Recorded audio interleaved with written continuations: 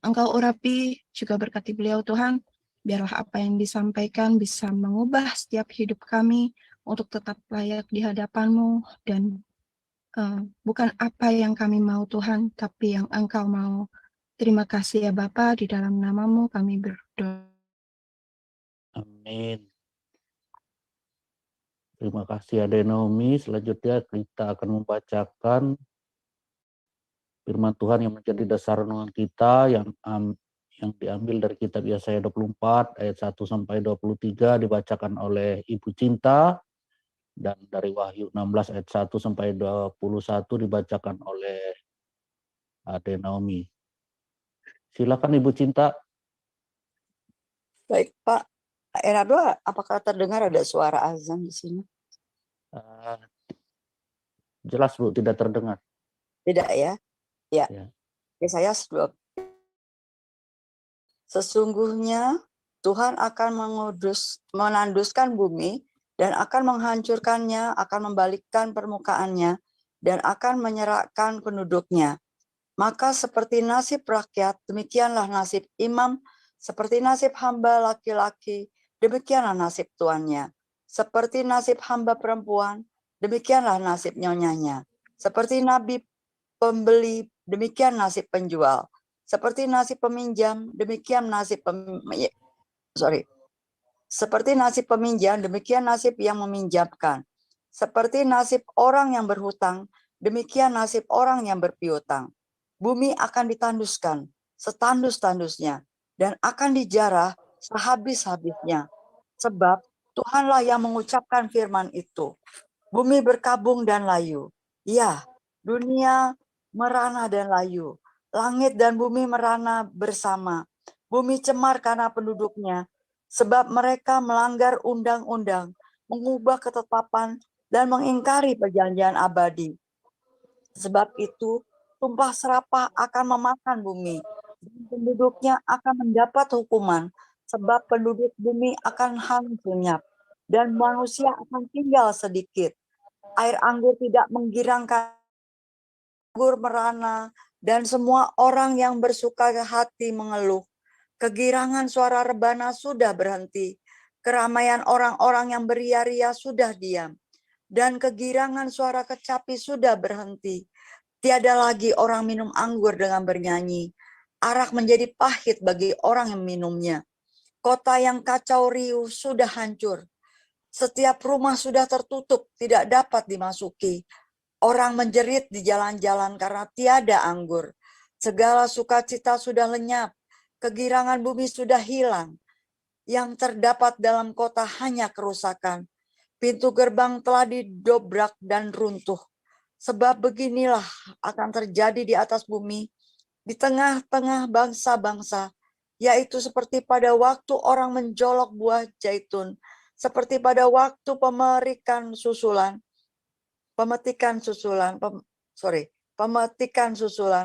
apabila panen buah anggur sudah berakhir. Dengan suara nyaring mereka bersorak-sorai, demi kemegahan Tuhan, mereka memekik dari sebelah barat. Sebab itu permuliakanlah Tuhan di negeri-negeri timur. Nama Tuhan Allah Israel di tanah-tanah pesisir laut. Dari ujung bumi kami dengar nyanyian pujian, hormat bagi yang maha adil. Tetapi aku berkata, kurus merana aku, celakalah aku, sebab para penggarong menggarong, ya terus-menerus mereka melakukan penggarongannya. Hai penduduk bumi, kamu akan dikejutkan, akan masuk pelubang dan jerat. Maka yang lari karena bunyi yang mengejutkan akan jatuh ke dalam pelubang. Dan yang naik dari dalam pelubang akan tertangkap dalam jerat. Sebab tingkap-tingkap di langit akan terbuka dan akan bergoncang dasar-dasar bumi. Bumi remuk redam, bumi hancur luluh, bumi gonjang-ganjing. Bumi terhuyung-huyung sama sekali seperti orang mabuk, dan goyang seperti gubuk yang ditiup angin. Dosa pemberontakannya menimpa dia dengan sangat. Ia rebah dan tidak akan bangkit-bangkit lagi. Maka pada hari itu Tuhan akan menghukum tentara langit di langit dan raja-raja di bumi di atas bumi. Mereka akan dikumpulkan bersama-sama seperti tahanan dimasukkan dalam liang. Mereka akan dimasukkan dalam penjara dan akan dihukum sesudah waktu yang lama. Bulan purnama akan tersipu-sipu dan matahari terik akan mendapat malu. Sebab Tuhan semesta alam akan memerintah di Gunung Sion dan di Yerusalem, dan ia akan menunjukkan kemuliaannya di depan tua-tua umatnya. Demikian pembacaan firman Tuhan. Lanjut, Ade Naomi. Baik, saya akan melanjutkan pembacaan firman Tuhan dari Wahyu 16. Dan aku mendengar suara yang nyaring di dalam bait suci, berkata kepada ketujuh malaikat itu, pergilah dan tumpahkanlah ketujuh cawan murka Allah itu ke atas bumi. Maka pergilah malaikat yang pertama dan ia menumpahkan cawannya ke atas bumi. Maka timbullah bisul yang jahat dan yang berbahaya pada semua orang yang memakai tanda dari binatang itu dan yang menyembah patungnya. Dan malaikat yang kedua menumpahkan cawannya ke atas laut, maka airnya menjadi darah seperti darah orang mati, dan matilah segala yang bernyawa, yang hidup di dalam laut. Dan malaikat yang ketiga menumpahkan cawannya atas sungai-sungai dan mata-mata air, dan semuanya menjadi darah. Dan aku mendengar malaikat yang berkuasa atas air itu berkata, adil engkau yang ada dan yang sudah ada, engkau yang kudus, yang telah menjatuhkan hukuman ini, karena mereka telah menumpahkan darah orang-orang kudus dan para nabi. Engkau juga telah memberi mereka minum darah. Hal itu wajar bagi mereka. Dan aku mendengar mezbah itu berkata, ya Tuhan, Allah yang maha kuasa, benar dan adil segala penghakiman-Mu. Dan malaikat yang keempat menumpahkan cawannya ke atas matahari, dan kepadanya diberi kuasa untuk menghanguskan manusia dengan api. Dan manusia dihanguskan oleh panas api yang dahsyat, dan mereka menghujat nama Allah yang berkuasa atas malapetaka itu, dan mereka tidak bertobat untuk memuliakan Dia. Dan malaikat yang kelima menumpahkan cawannya ke atas tahta bintang itu, dan kerajaannya menjadi gelap, dan mereka menggigit lidah mereka karena kesakitan. Dan mereka menghujat Allah yang di sorga karena kesakitan dan karena bisul mereka. Tetapi mereka tidak bertobat dari pembuat-pembuat mereka. Dan malaikat yang keenam menumpahkan cawannya ke atas sungai yang besar, sungai Efrat. Lalu keringlah airnya, supaya siaplah jalan bagi raja-raja datang dari sebelah timur, melihat dari mulut naga dan dari mulut binatang dan dari mulut nabi palsu itu keluar 3 roh najis yang menyerupai katak. Itulah roh-roh setan yang mengadakan perbuatan-perbuatan ajaib. Dan mereka pergi mendapatkan raja-raja di seluruh dunia untuk mengumpulkan mereka guna peperangan pada hari besar, yaitu hari Allah yang Maha Kuasa. Lihatlah, aku datang seperti pencuri. Berbahagialah dia yang berjaga-jaga dan yang memperhatikan pakaiannya, supaya ia jangan berjalan dengan telanjang dan jangan kelihatan kemaluannya. Lalu ia mengumpulkan mereka di tempat, dan dalam bahasa Ibrani disebut Hermagedon. Dan malaikat yang ketujuh menumpahkan cawannya ke atas, dan dari dalam bait suci kedengaranlah suara yang nyaring dari tahta itu. Katanya, sudah terlaksana. Maka memancarlah kilat dan menderulah bunyi gurul, dan terjadilah gempa bumi yang dahsyat seperti sebelum pernah terjadi sejak manusia ada di atas bumi. Begitu hebatnya gempa itu. Begitu hebatnya gempa bumi itu. Lalu terbelahlah kota besar itu menjadi 3 bagian, dan runtuhlah kota-kota bangsa-bangsa yang tidak mengenal Allah. Maka teringatlah Allah akan Babel yang besar itu untuk memberikan kepadanya cawan yang penuh dengan anggur kegeraman murkanya. Dan semua pulau hilang lenyap, dan tidak ditemukan lagi gunung-gunung. Dan hujan es besar seberat 100 pon jatuh dari langit menimpa manusia, dan manusia menghujat Allah karena malapetaka hujan es itu, sebab malapetaka itu sangatlah dahsyat. Amin. Demikian firman Tuhan. Haleluya. Puji Tuhan. Terima kasih Ibu Cinta dan Ade Naomi. Selanjutnya kita akan mendengar renungan firman Tuhan yang hari ini temanya kehancuran bumi sebelum kiamat. Silakan Pastor Joseph Pauljang.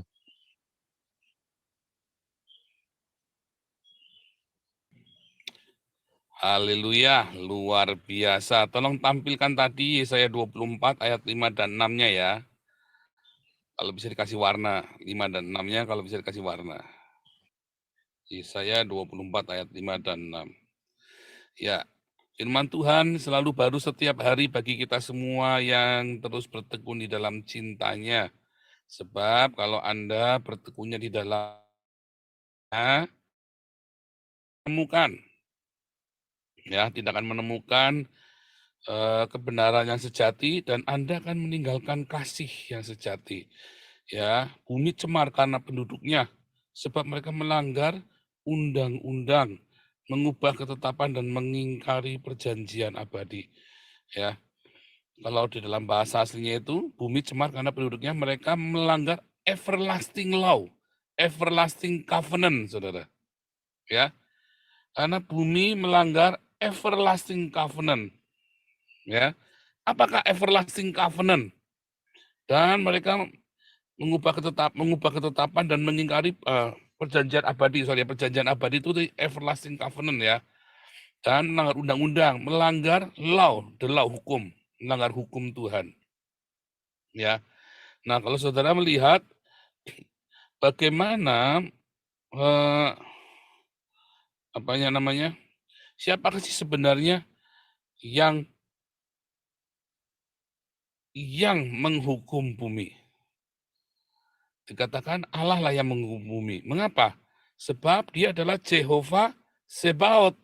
Dialah Tuhan semesta alam tadi, karena demikianlah Tuhan semesta alam. Semesta alam inilah dia. Dialah hukum dari semesta alam. Ya. Karena mereka telah melanggar undang-undang, Torah. Apakah Torah itu? Karena mereka melanggar cinta. Ya kan? Karena Torah itu adalah cinta, Saudara. Lalu mereka melanggar perjanjian abadi, everlasting covenant, yaitu antara Tuhan dengan manusia. Cinta antara Tuhan, sang cinta itu dilanggar, Saudara.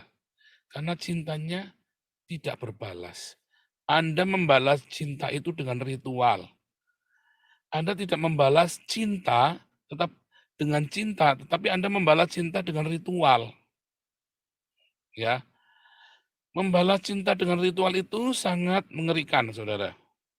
Karena Anda berpikir bahwa ada Tuhan, sosok yang ho itu, ada zat yang ada nun jauh di sana, yang membutuhkan ritual supaya Anda bisa datang ke sana, Saudara.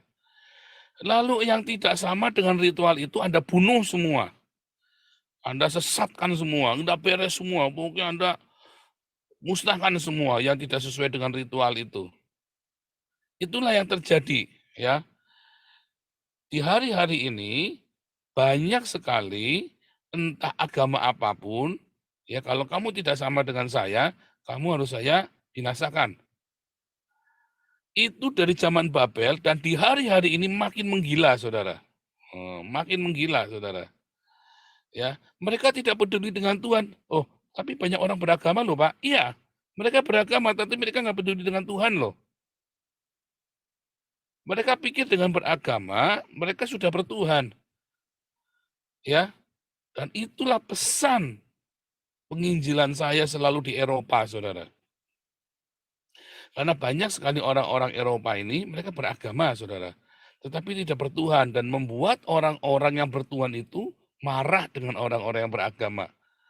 Marahnya orang-orang bertuhan ini nggak ngerusak, Saudara. Kalau orang-orang beragama, kalau marah ngerusak, Saudara. Kalau orang-orang bertuhan, dia kalau marah tidak merusak. Karena dia memiliki cinta di hatinya. Tetapi orang-orang yang beragama, ya kalau marah merusak. Karena dia marah. Kenapa? Seperti anak sulung. Kamu kan tidak begini, kamu tidak begitu, kamu tidak begini, kenapa ini? Kenapa kamu diampuni? Kenapa kamu mendapat yang baik? Saya sudah melakukan ini setia, begini saya sudah begini.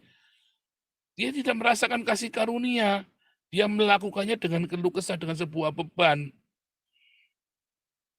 Dia seperti Kain, melakukan ritualnya tanpa ada iman, saudara. Imannya kepada ritual, bukan karena cinta. Dia mempersembahkan korban bukan karena cinta, tetapi karena ritual. Dia kejar target, saudara, untuk menggenapi ritual supaya puas hatinya. Itulah ibadah hawa nafsu, ya. Itulah agama yang penuh dengan hawa nafsu. Ngeri kan? Ngeri ya saudara. Dan agama-agama yang penuh dengan hawa nafsu inilah yang merusak bumi ini, saudara. Mereka pikir mereka beribadah, ya, dan mereka rusak bumi ini dengan perang, saudara. Kalau saudara lihat tadi, ya, orang-orang ini percaya Tuhan dong. Mereka ngutukin Tuhan di dalam Wahyu 16 tadi kan. Mereka ngutukin Tuhan loh, saudara. Mereka marah loh. Sumpah serapah, memenuhi bumi dengan sumpah serapah, saudara. Karena mereka merasa Tuhanlah yang menghukum mereka, saudara. Sedangkan mereka sebenarnya sedang menghukum dirinya sendiri. Di Indonesia tiap hari pendeta khotbahnya tentang berkat, saudara. Tentang berkat, tentang kutuk, tentang kelepasan, tentang sakit hati, tentang perpuluhan. Kalau di ya masjid-masjid doanya tentang kafir, non kafir, ya kan? Ceritanya ya halal tidak halal. Indonesia ini jauh tertinggal, saudara. Khotbahnya tiap hari ya mendirikan khilafah di Indonesia. Yang Kristen khotbahnya perpuluhan, khotbahnya antikristus, rapture, ya penglihatan Tuhan datang. Ayo bersiap sedia, siap sedia dengan berdoa dan rajin ke gereja. Dan di semua negara-negara ya begitu yang beragama. Sementara di Eropa khotbahnya apa, saudara? Bagaimana merawat alam semesta dengan cinta. Binatang-binatang dirawat dengan cinta. Ya kan, khotbah di gereja itu khotbahnya itu, saudara. Sebaiknya Anda naik sepeda, jangan naik mobil. Naik sepeda lebih sehat. Khotbahnya begitu, Anda harus merawat karena itu adalah tanggung jawab kita bersama. Karena firman Tuhan mengatakan kita harus merawat bumi ini. Anda menolak antikristus itu datang. Wah, antikristus jangan sampai datang. Tetapi Anda merusak bumi ini persis seperti yang dilakukan oleh para antikristus itu, saudara. Ya, lucu sekali, saudara ya. Lucu sekali. Apa yang dilakukan oleh orang-orang yang katanya beragama ini justru merusak bumi loh, saudara. Mereka berperang satu sama lain. Mereka saling menghancurkan satu sama lain. Ya, beda sekte, beda denominasi. Atas nama agama, saudara. Dan atas nama Tuhan. Walaupun Tuhannya sendiri tidak merasa terwakili oleh mereka. Ya, karena Jehovah Sebaot, Tuhan semesta alam ini, dia melihat, ya kan, apa yang sedang kalian lakukan. Yang kalian lakukan itu jauh daripada yang dikehendaki Tuhan, yaitu cinta. Bagaimana Anda merawat bumi ini dengan cinta, bagaimana Anda nggak buang sampahmu sembarangan, bagaimana Anda bisa membersihkan ya segala sesuatu tanpa harus dengan bahan kimia yang berlebihan. Cinta loh, saudara. Sepele ya, tapi itulah cinta. Fokusmu hanya kafir, halal, tidak halal, kafir, tidak kafir. Fokusmu hanya, ya kan, basaro, kalau nggak ada basaronya gerejanya mati. Sementara yang ada di sini, yang di Eropa ini, fokusnya sudah apa? Bagaimana merawat hutan. Jangan ada satupun pohon yang ditebang. Wah, kalau di Indonesia ya ditebang semua hutannya, buat bikin pemukiman, bikin perumahan, buat bikin masjid, buat bikin gereja. Di sini kalau bisa jangan, saudara ya. Malah ada pohon mau ditebang, dipeluk ya, dipeluk sama Hafiz itu ya, supaya jangan ditebang, saudara, pohonnya. Ekstrim sekali ya. Tapi yang saya maksud adalah, saudara, ya, satu, kita punya hukum, yaitu cinta, saudara.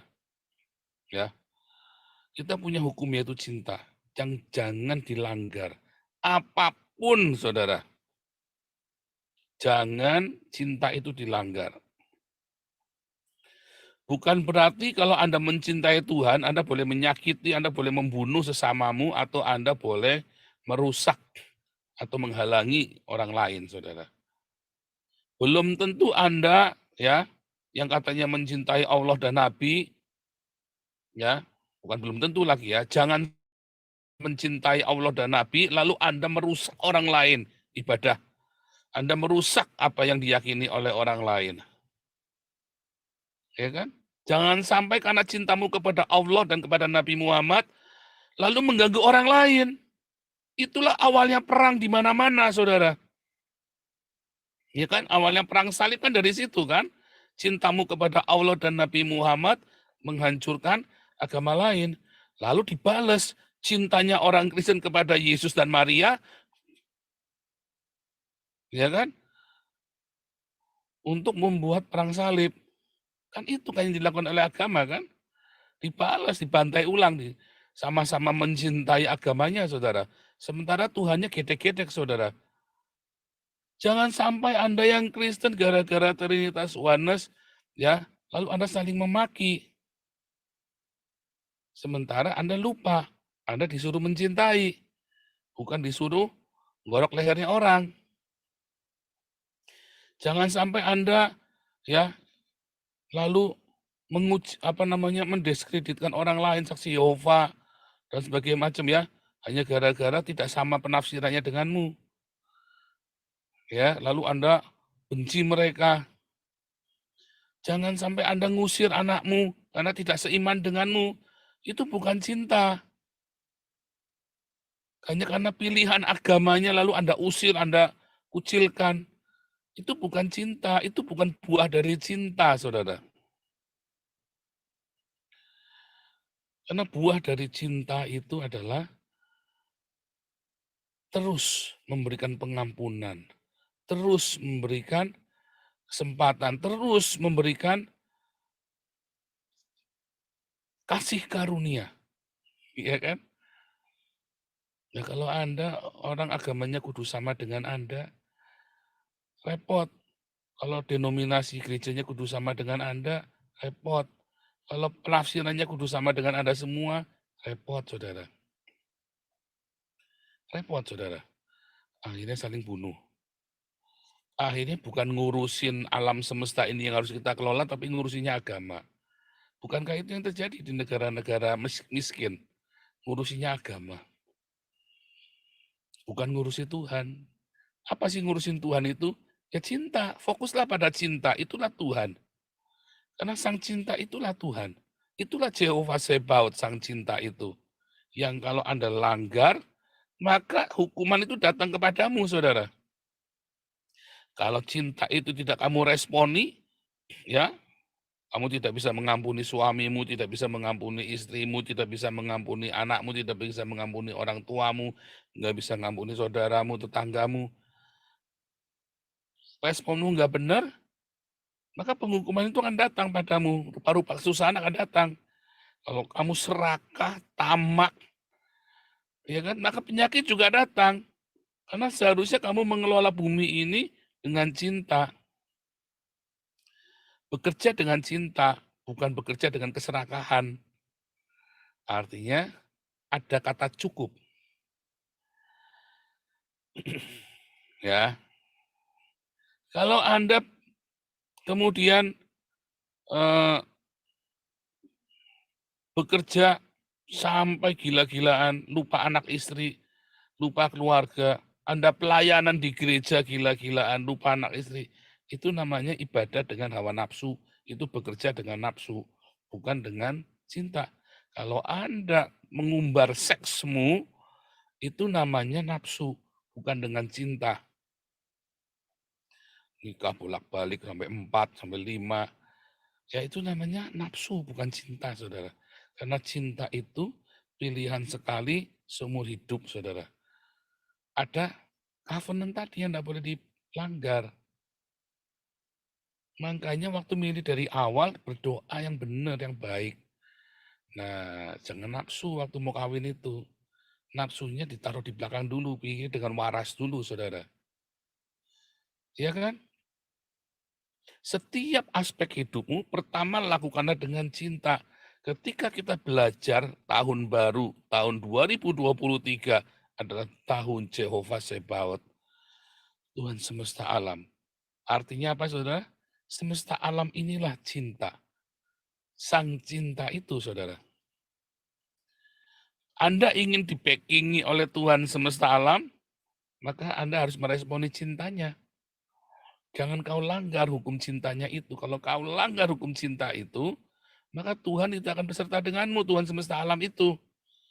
Tapi kalau kau hidup di dalam cinta, maka Tuhan semesta alam akan bersama denganmu.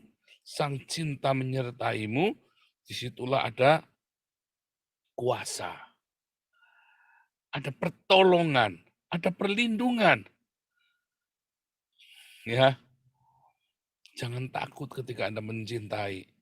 Nah, ada mencintai dengan nafsu. Ya, Anda memanjakan anak, ini cinta. Bukan, itu namanya nafsu. Posesif, saudara. Kemilikan. Mencintai suami dengan nafsu, mencintai istri, mencintai keluargamu dengan nafsu. Makanya Tuhan bilang, barang siapa mencintai istrinya, suaminya, ibunya, bapaknya, anaknya lebih dari aku, dia tidak layak ikut aku. Artinya apa? Dia harus mencintai dengan cinta yang benar. Bukan dengan nafsu, dengan posesif itu, saudara. Kamu harus mengutamakan cinta itu. Cinta itu yang utama. Orang kaya yang datang pada Yesus, orang kaya muda yang katanya sudah melakukan semua hukum Torah, kecewa. Kenapa? Karena kemilikannya banyak, posesifnya, bukan hartanya ya. Banyak orang hartanya banyak, tapi dia tidak kemilikan. Ya kan? Banyak orang-orang beragama, pendeta-pendeta ngajari Anda beragama, dan Anda nggak dapat apa-apa di gereja, cuma hura-hura. Karena Anda tidak diajari untuk memiliki cinta. Tetapi Anda dibawa kepada ritual agama itu yang diyakini bersama. Itulah sebabnya di komunitas kita bilang, ayo tinggalkan ritual, tinggalkan ritual, tinggalkan ritual. Jangan ketemu ritual, jangan ketemu ritual.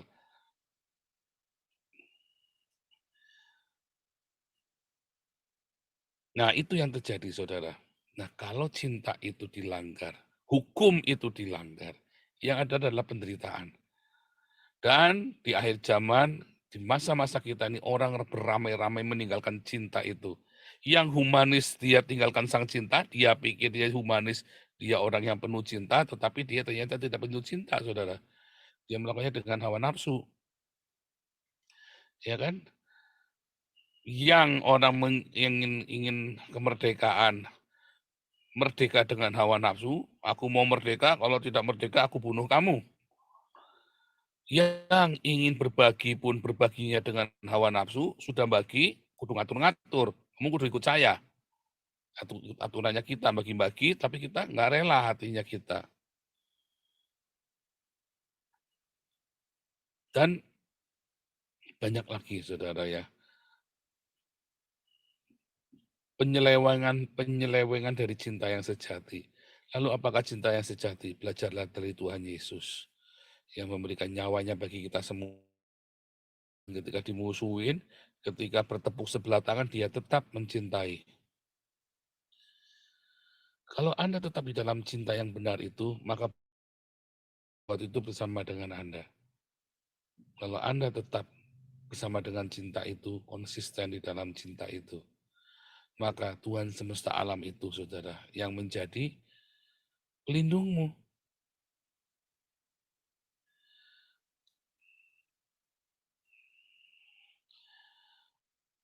Tetapi ketika Anda meninggalkan cinta itu, yang ada dari sumpah serapah.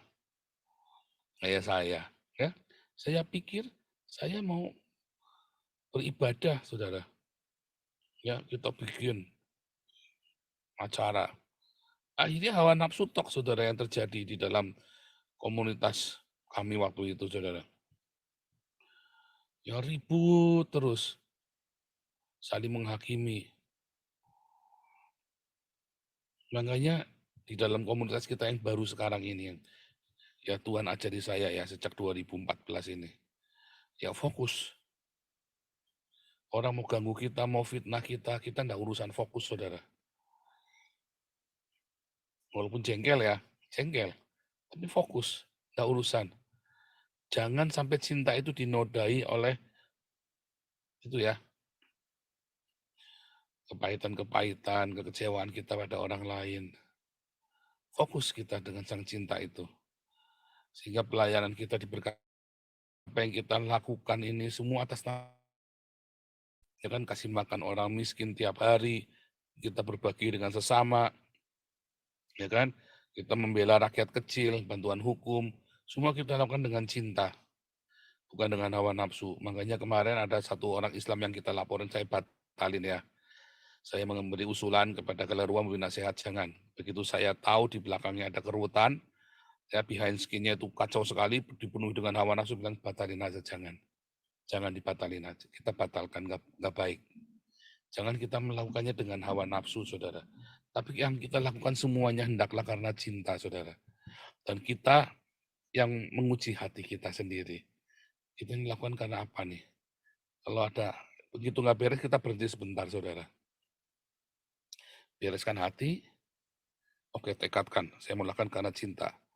Bukannya berhenti total, tapi berhenti sebentar. Beresin. Tuhan, aku melakukan ini karena cinta, bukan karena hawa nafsu, bukan karena saya mau pamer, bukan karena saya mau dendam, bukan karena saya mau merusak, mencelakakan orang, bukan karena saya ingin memikat orang, tapi saya lakukan semua karena cinta yang mengalir dari sorga, ya, yang karena Tuhan hadir dalam hidup saya, karena Jehovah Syama, maka ada kerajaan Allah, ada kerajaan Allah, ada cinta maka saya ada tindakan. Nah, itu saudara mesti evaluasi tiap hari itu. Saudara meleset sedikit saja, ya saudara nggak ngerti kalau saudara lagi meleset, saudara. Tiba-tiba jauh. Dan tiba-tiba yang ada sumpah serapah, ya tiba-tiba yang ada adalah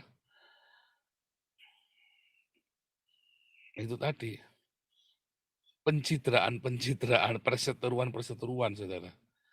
Tetaplah tinggal di dalam cinta. Kita saling mengingatkan satu sama lain, ya, supaya hati kita tetap tulus, ya kan? Sekalipun orang fitnah kita, sekalipun orang berkata-kata yang tidak benar tentang kita, jaga hati kita yang baik, dipenuhi dengan cinta. Tuhan Yesus memberkati.